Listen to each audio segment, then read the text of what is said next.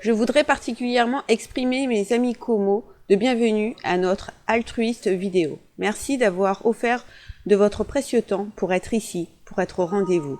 Par la même occasion, je vous souhaite une très bonne vidéo au sein de notre chaîne.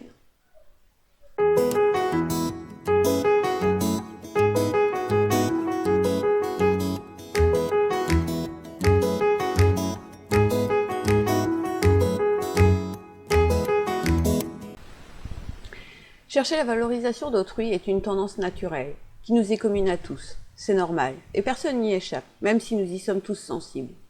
Le regard des autres, même s'il peut évidemment être valorisant, peut aussi conduire à l'anxiété.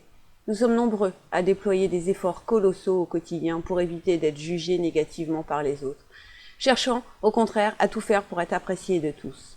Vouloir plaire aux autres et éviter la critique à tout prix nous pousse souvent à nous conformer, à mettre notre individualité ou nos convictions de côté, et à moins oser, par peur d'être mis à l'écart. Pourquoi systématiquement donner plus d'importance à ce que pensent les autres qu'à ce que l'on pense soi-même? Si l'on est fier ou satisfait de quelque chose, pourquoi avoir besoin de l'aval des autres pour ressentir cette fierté ou cette satisfaction? Pourquoi tout remettre en cause si une personne extérieure ne partage pas notre avis? Pourtant, essayer d'être parfait est épuisant et finalement pas si génial que ça. S'affranchir du jugement des autres est un challenge. Quand on ne prend pas le temps de se définir soi-même, ce sont les autres qui le font pour nous. Nous vivons à une époque et dans une société où les gens se jugent très rapidement, et parfois même sans se connaître.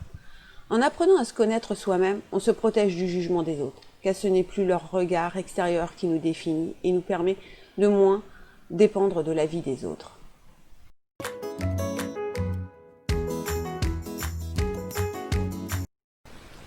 Avoir pleinement conscience de qui l'on est, de nos forces et de nos faiblesses, de nos valeurs, de nos limites et de nos talents, est un excellent moyen pour se protéger des critiques et du jugement d'autrui.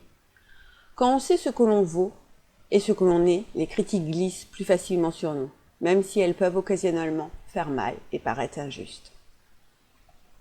Nous sommes tous uniques, avec des valeurs et des philosophies de vie différentes, et personne ne peut plaire à tout le monde.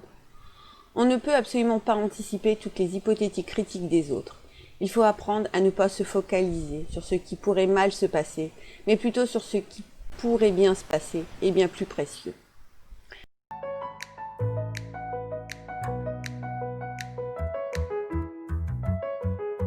Par conséquent, s'entraîner à ne pas ruminer pour ne pas se laisser affecter trop profondément par une critique initiée par quelqu'un qui a déjà oublié l'avoir faite.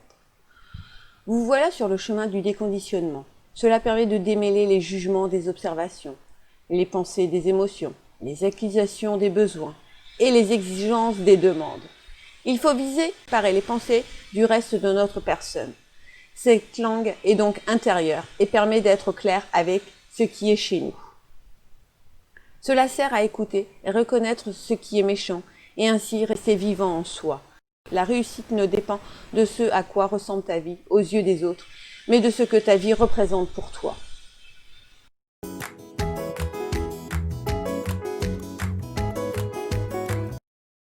J'espère que cette vidéo vous aura fait du bien et vous aura aidé. N'hésitez pas à laisser des commentaires, à la liker et à la partager, mais aussi à vous abonner. Appuyez sur la cloche pour être informé de nos prochaines vidéos. À bientôt et en attendant, profitez, croquez la vie.